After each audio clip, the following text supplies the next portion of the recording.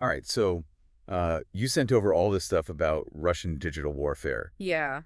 and it Yeah. seems like this is way beyond the typical, like, hacking and stuff, right? Yeah, it is. Like, they're recruiting influencers in Europe. Mm-hmm. That's a whole new level of messed up. It is, yeah. It is. Yeah. Yeah, it's interesting how Yeah. Russia's evolving its tactics, going beyond just trying to, like, steal information or disrupt computer systems. Right. Now they're actively trying to shape narratives and manipulate public opinion, Mm. and they're using, familiar faces to do it. Right. And using people that we trust. Exactly. Okay, so walk me through this Le Monde investigation. Okay. It says Russia reached out to like 2,000 Yeah. European content creators, Uh-huh. and some of them actually agreed to work with them. So around 20 agreed, Okay. including 9 from France. Yeah. These creators are being paid to promote pro-Russian viewpoints, often disguised as organic content, on platforms like TikTok and Instagram. Oh, wow. So these aren't even like obvious propaganda accounts. Right. These are like people you might actually follow Hmm. and trust. That's the point, isn't it? It's far more insidious than just like broadcasting from RT or Sputnik. Right. They want to reach you through sources that you already consider credible. Mm-hmm.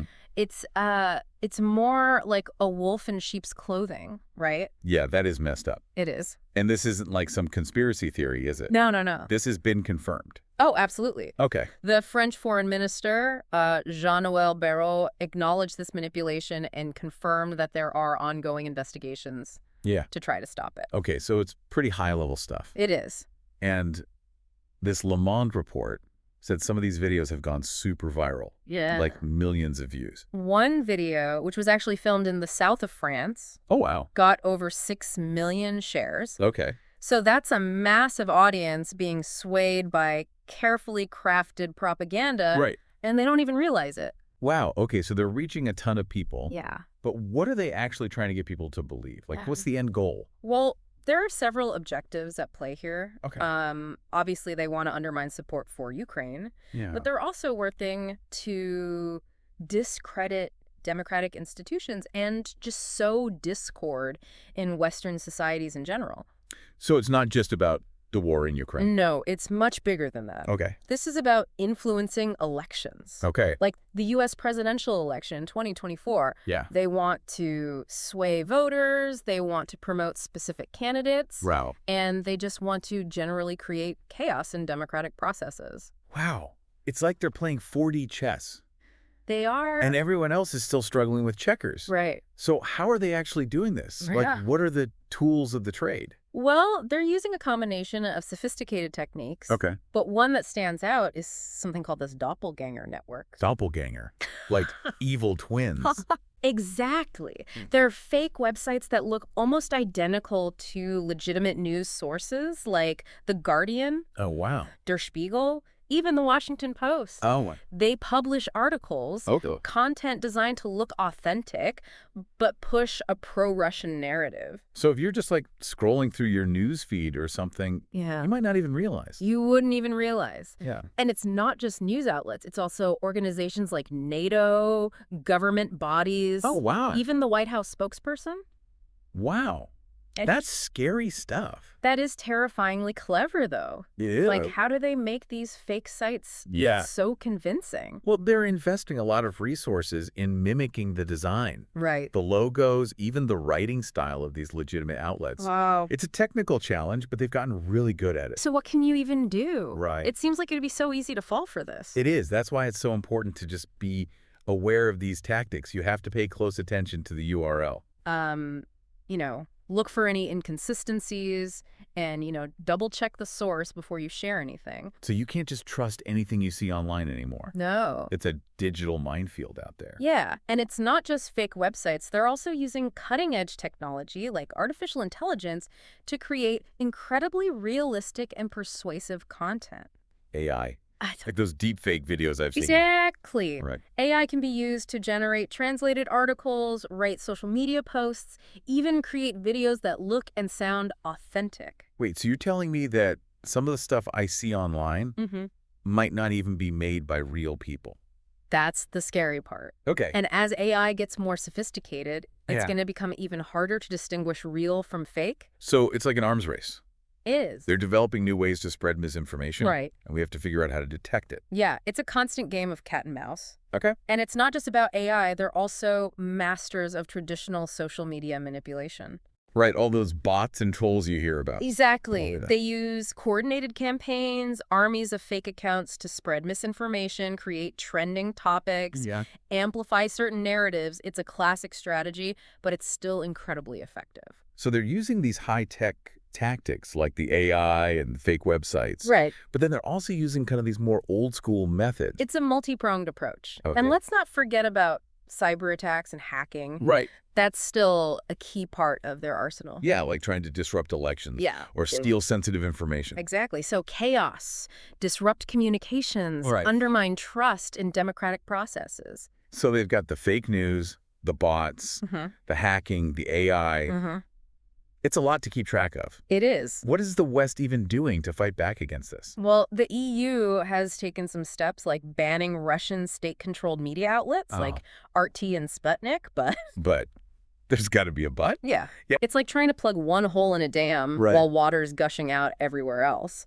Banning specific outlets is a start, but these outlets just pop up on different platforms Right. or create alternative websites. Yeah. They're constantly adapting and finding new ways to reach people. So it's like a game of whack-a-mole. You get rid of one, Yeah. and another one pops up. It's a great analogy. Yeah. It highlights the difficulty of regulating content in a decentralized online world. You can't just like shut down the entire internet. Right. So what else are they doing?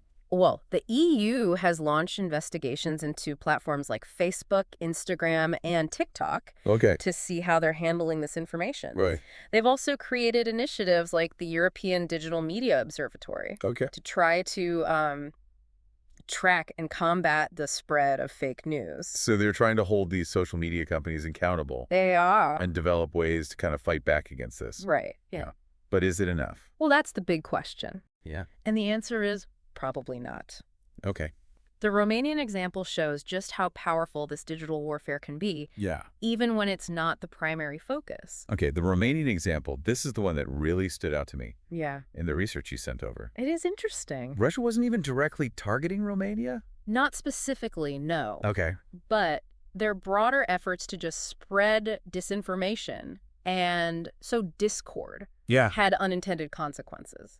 So they weren't trying to manipulate Romania, but their tactics still ended up creating It seems that way. this pro-Russian Right. political faction. It highlights how these digital campaigns can have unpredictable and far-reaching consequences. So it's not just about targeted attacks. Well, no. It's about creating a climate where misinformation thrives. Exactly. It's like throwing a stone in a pond Okay. and watching the ripples spread outwards. Right. You might not be able to control where each ripple goes, Yeah. but you know they're going to disrupt the surface of the water. Right. And that's what makes this whole digital warfare thing so difficult to combat. It is. It's not always like the direct assault. Right. It's about sowing these seeds of doubt and amplifying existing divisions. It's about manipulating perceptions, Okay. eroding trust, and influencing behavior. Yeah. And it's not just happening on a geopolitical level. It's Right. happening to individuals every day as they scroll through their social media feeds, consume news online, interact with the digital world. Which brings us back to that NPR study. Yeah. What Russian propaganda looks like in 2024. Yeah, that's a good one. They highlight how these campaigns target like everyday issues Right. and anxieties and weave them into narratives that serve their broader agenda. Right. Think about those examples we mentioned, amplifying stories about migration, highlighting fears about global war, even focusing on like campus protests. Right. So these are things that people really care about. Exactly. And they're using those emotions to manipulate them. They're exploiting existing divisions and anxieties to sow discord and push their own agenda. It's scary how effective it can be. It is. Yeah, it is scary. And that's why it's so important to be a critical consumer of information. Okay. You have to question what you see online, consider the source, Yeah. look for evidence to support the claims being made. So don't just take everything at face value. Exactly. Oh, yeah. Don't get swept up in the emotional currents of the internet. Yeah. Be vigilant and discerning. Think before you click. Yes. Think before you share. Precisely. Okay. It's not about becoming like paranoid or distrusting everything you see, Right. but it's about developing a healthy skepticism Uh-huh. and being aware of the potential for manipulation. So this is a lot to take in. It is. So how do you even begin to sort through all this? Like, Right. how do you know what to trust? Well, a good starting point is to diversify your information sources. So don't just rely on one news outlet Exactly. or one social media platform. Seek out different perspectives, even ones you might disagree with. Okay. It's about getting a more well-rounded view of the issue. That's good advice in general, It is. not just for navigating the online world. Right. Yeah. Absolutely. Another thing you can do is be more mindful of what you share online. Okay. Right? Don't just retweet or repost without thinking. Right. Ask yourself, is this information accurate? Okay? Is it coming from a reliable source? Yeah. Could it be misleading or harmful?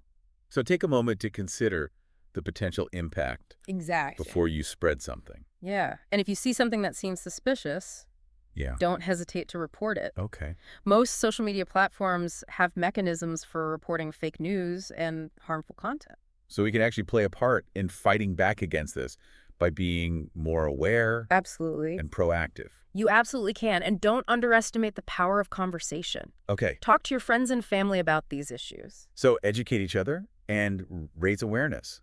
Exactly. The more we talk about this, the more we can help each other stay informed and avoid being manipulated.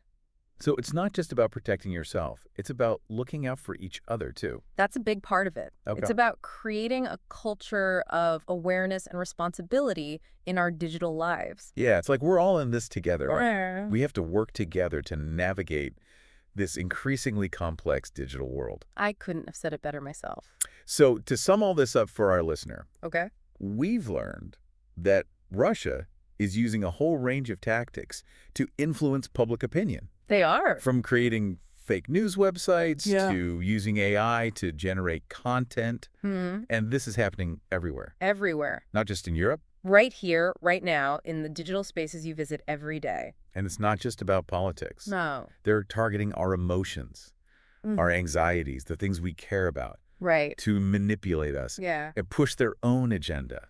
So it's more important than ever to be a critical thinker. Question what you see online.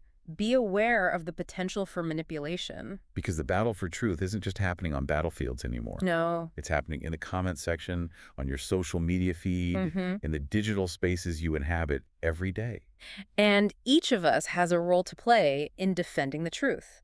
And the crazy thing is, you don't even have to be the main target to be affected by this. That's what's so unsettling about that whole Romanian situation. Right. If it can happen there, it can happen anywhere. Exactly. And it underscores the need to be vigilant no matter where you are or what you think your online footprint is. So it's not enough to just be aware of the problem. Right. You have to actually do something about it. Right. But like, what can you, the listener, actually do? It feels Yeah. like we're going up against like a superpower here. Yeah, but that's where individual empowerment comes in, right? Yeah, correct. You might not be able to single-handedly dismantle this disinformation network, Right. but you can control how you interact with information online. Okay. I like that. So what would you say is like the first line of defense? Well, think of it like building a fortress. Yeah. The first step is securing the perimeter, right? Go. In the digital world, that means being incredibly careful about what you click on and what you share. Okay. So like with those doppelganger websites, Right. how can you tell if a site is legit Right. or if it's one of these Russian fakes? Yeah. Always pay attention to the URL. Okay. Look for any misspellings or inconsistencies. For example, they might use .co instead of .com, or like swap out a letter with a similar looking character. Oh, wow. Yeah, it's sneaky, but once you know what to look for, it's actually pretty easy to spot those red flags. So slow down. Don't just blindly click on links. Right. Really examine that website address. Exactly. And if you're ever unsure, just do a quick search. Okay. See if other reputable sources are reporting on the same story. If it's legitimate, Okay. you'll find it corroborated elsewhere. Okay. That's a good tip. Yeah. What about social media? Yeah. It feels like that's where so much of this stuff. It is. Absolutely. Social media is designed to be addictive, to keep you scrolling and engaging. Yeah. That makes it the perfect breeding ground for misinformation. So how do you like navigate that world without becoming completely jaded and cynical? Well, think of social media like a buffet. Okay. You wouldn't just pile your plate with everything in sight, would you? Okay. You'd carefully select what looks appealing and nourishing. Okay, so be more selective about what you consume. Exactly. Be mindful of who you're following, Yeah. what kind of content you're engaging with, and how it makes you feel. So if you're constantly seeing posts that are making you angry or anxious, Yeah.